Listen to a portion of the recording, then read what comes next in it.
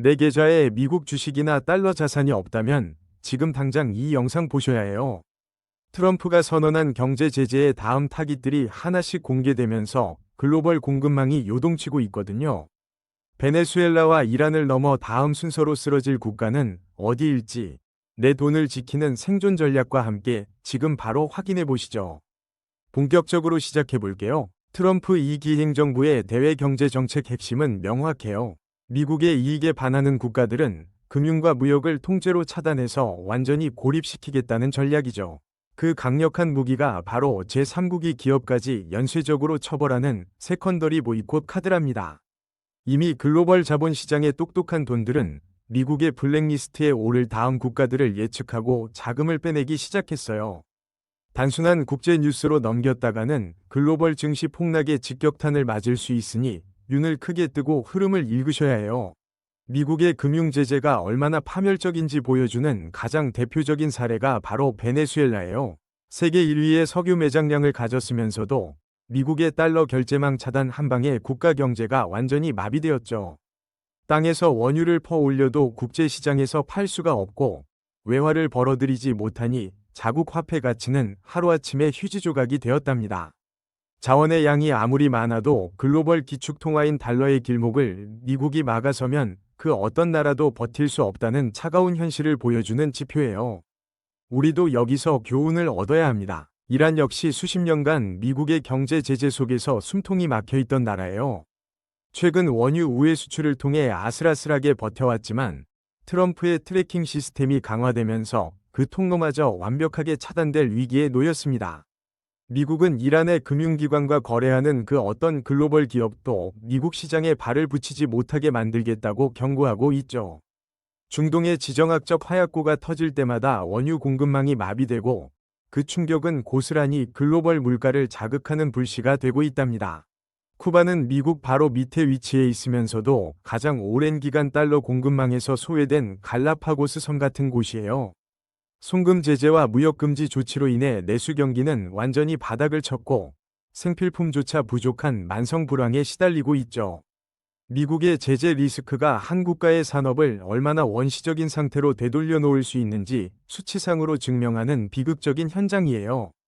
이렇게 축적된 무서운 봉쇄의 기술들이 이제 새로운 타깃들을 향해 정밀 조준되고 있답니다. 이제 진짜 주목하셔야 할 다음 타깃 후보들을 공개할게요. 첫 번째는 놀랍게도 우리에게 친숙하고 기업들이 많이 진출한 베트남이랍니다. 대미 무역 흑자가 급증하면서 미국의 레이더망에 정면으로 걸려들었어요. 미국 재무부는 이미 베트남을 환율 관찰 대상국으로 지정하고 인위적인 통화 가치 절하 여부를 현미경으로 검증하고 있죠. 두 번째 후보는 미국의 이웃이자 최대 교역국으로 떠오른 멕시코예요. 중국 기업들이 미국의 관세 장벽을 피하려고 멕시코에 우회 공장을 대거 지으면서 미국의 분노를 샀답니다. 트럼프 행정부는 중국산 부품이 단 1%라도 들어간 멕시코산 제품에 엄청난 우회 관세 폭탄을 때리겠다고 선언했어요. 이로 인해 멕시코에 거대 생산 기지를 구축한 현대차와 기아는 물론이고 화신, SL, 서현이와 같은 국내 자동차 부품 협력사들의 주가 고공행진에 빨간불이 켜졌습니다. 관세 장벽이 현실화되면 이들 기업의 실적 타격은 불가피하므로 해당 종목을 들고 계신 주주분들은 공급망 데이터를 매일 체크하셔야 해요. 유럽연합 내부에서도 미국의 칼날을 피하지 못할 국가가 있어요. 바로 친중, 친러 행보를 노골적으로 이어온 헝가리랍니다. 글로벌 공급망이 두 블록으로 쪼개지는 상황에서 헝가리는 중국 배터리 공장을 대거 유치하며 독자 노선을 걸었죠. 미국은 유럽 내 동맹국 균열을 막기 위해 헝가리에 대한 금융 제재와 기술 수출 통제를 진지하게 검토하고 있어요. 이념적 선택의 대가가 잔혹한 경제적 고립으로 이어될 수 있음을 보여주는 가장 첨예한 단층선이랍니다. 미국의 이러한 무자비한 금융 제재에 맞서서 중국과 러시아를 필중으로 한 브릭스 국가들의 탈달러 움직임이 무섭게 가속화되고 있어요.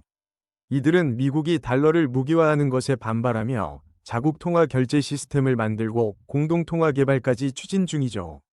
하지만 미국은 이를 달러 패권에 대한 정면 도전으로 간주하고 8달러 결제망에 참여하는 모든 기업과 은행의 세컨더리 보이콧이라는 초강력 철퇴를 휘두르려 하고 있어요.